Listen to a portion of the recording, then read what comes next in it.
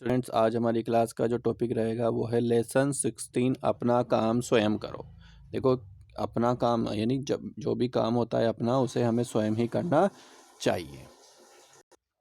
अपना काम स्वयं करो कहानी हमें आत्मनिर्भर बनने की प्रेरणा देती है। कौन किस काय की प्रेरणा देती है? आत्मनिर्भर बनने की। प्राय बच्चे घर के छोटे मोटे काम करने में शर्माते हैं।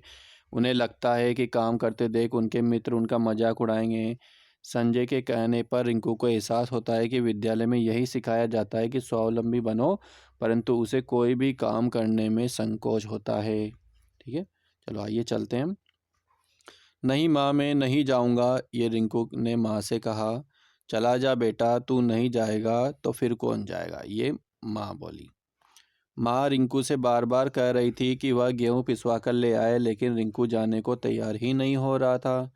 रिंकू के पिताजी एक अधिकारी हैं, उनके घर पर काम करने के लिए एक नौकर नियुक्त है, लेकिन पिछले 4-5 दिनों से नौकर छुट्टी पर था और अगले 4-5 दिनों तक उसके आने की कोई संभावना नहीं थी।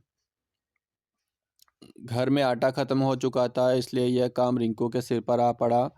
रिंकू इस काम को करने में शर्म महसूस कर रहा था। उसने सोचा कि जब वह गेहूं का डिब्बा साइकिल पर रखकर जाएगा तो लोग उसे देखकर हंसेंगे। उसने कहा, मैं गेहूं पिसवाने नहीं जाऊंगा, यह मेरा काम नहीं है। माँ उसे समझाते हुए बोली, बेटे, काम मेरा या तेरा नहीं होता, ये नियम हमने ही बनाए हुए हैं। यह काम इसका है और उसका है। यह बहाने करना छोड़ो और चक्की पर जाओ। रिंकू की माँ की बात काटते हुए बोला, माँ, मैंने इससे पहले काम कभी नहीं किया है, यह मुझसे कैसे होगा? इतना भारी डिब्बा कैसे उठा पाऊंगा? रिंकू की इस बात का जैसे माँ पर कोई असर हुआ ही नहीं। उसके पास रिंकू की इस दलील का जवाब था। वह बोली, बेटा, यहाँ साइकिल पर डिब्बा रखवाने में मैं तेरी मदद कर दूंगी और चक्की के पास चक्की वाला तेरी मदद कर देगा। इसी तरह वापसी में भी गेट पर हम दोनों मिलकर डिब्बा उतार लेंगे। रही बात रास्ते की, तो तुझे कौन सा बोझ ढोना है? गेहूं का डिब्बा तो साइकिल पर होगा, तुझे तो हाथ से बस सहारा भर देना है। रिंकू ने माँ की बात सुनकर अपने पक्ष को मजबूती से रखते हुए अपनी बात दोहराई, लेकिन माँ, मैंने ये काम कभी किया ही नहीं। माँ को इस बार रिंकू की बात पर हंसी आ गई और वह बोली, अरे पगले, कोई भी काम व्यक्ति कभी न कभी पहली बार ही करता है। तू ही सोच, जब पहली बार तू स्कूल गया था तो तू कितना रोया था। यदि तू उस दिन स्कूल न जाता तो क्या आज यहाँ तक पहुँच पाता? चल चल, समय बर्बाद मत कर और गेहूं का डिब्बा उठा। माँ के आदेश की वजह से रिंकू न चाहते हुए गेहूं पिसवाने के लिए जाने को राजी हुआ। उसने साइकिल निकाली। माँ की मदद से गेहूं का डिब्बा साइकिल पर रख पिसवाने चल पड़ा। आटा चक्की रिंकू के घर से ज़्यादा दूर नहीं थी, इसलिए रिंकू ने पैदल चलना ही ठीक समझा। बाएं हाथ से साइकिल का हैंडल और दाहिने हाथ से उसने गेहूं के डिब्बे को पकड़ रखा था। अपनी शर्म को मिटाने के लिए उसने गर्दन नीची कर ली थी। वह हर आने जाने वाले की निगाहों से बचने का असफल प्रयास कर रहा था। कुछ देर चलने के बाद वह आटा चक्की पर पहुंचा। उसने अब कुछ की सांस ली। गेहूं का डिब्बा उतार कर उसने तुलवाया। चक्की वाले ने रिंकू से कहा, भैया, एक दो आदमी और आ जाएं तो चक्की चालू करूंगा। आप कोई और काम हो तो कराएं। अच्छी बात है, मैं आधे घंटे में आता हूँ। इतना कहकर रिंकू ने अपनी साइकिल उठाई। वह सोचने लगा, मैंने चक्की वाले से आधे घंटे में आने को कह दिया, फिर कहाँ जाऊँ। उसने सोचा, चलो ऐसे ही कुछ देर घूम लिया जाए। फिर उसने विचार किया, चलो अपने सहपाठी यानी साथ में पढ़ने वाले संजय से मिलाएं। संजय के पिताजी के किराने की दुकान है। संजय ने रिंकू को एक बार बताया था, वह दोपहर को अक्सर दुकान पर बैठता है क्योंकि उसके पिताजी उस समय भोजन करने घर पर जाते हैं। रिंकू ने अपनी साइकिल संजय की दुकान की तरफ मोड़ दी। वह विचारों में खोया संजय की दुकान पर पहुंचा।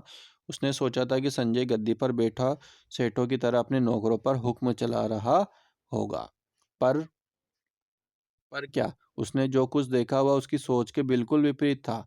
संजय अपनी दुकान में झाड़ू लगा रहा था, जबकि उसने सोचा कि जो संजय तो क्या बैठा होगा कुर्सी पे और नौकर काम कर रहे होंगे, लेकिन उसने देखा संजय तो अपनी दुकान के आगे झाड़ू लगा रहा था। रिंकू कब उसकी दुकान पर आकर खड़ा हो गया, उसको ऐसा एहसास ही नहीं हुआ था। अचानक उसकी नज़र ऊपर उठी। उसने रिंकू को खड़ा पाया। रिंकू को देखकर उसे आश्चर्य हुआ। अरे रिंकू, अंदर आ, 1 मिनट में कचरा फेंक दूं, झाड़ू कोने में रखते हुए संजय बोला। रिंकू ने आश्चर्य से पूछा, संजय, तू झाड़ू लगा रहा है? झाड़ू रखते हुए संजय ने जवाब दिया, हाँ यार, आज नौकर नहीं आया इसलिए मैं ही ये काम कर रहा हूँ। और फिर नौकर रहे न रहे इससे क्या फर्क पड़ता है? उसके रहने पर भी मैं कोई कई बार झाड़ू लगा चुका हूँ। रिंकू को आश्चर्य हुआ। उसने पूछा, तब ये सब करने में तुझे शर्म नहीं आती? संजय बोला, अपना काम करने में कैसी शर्म?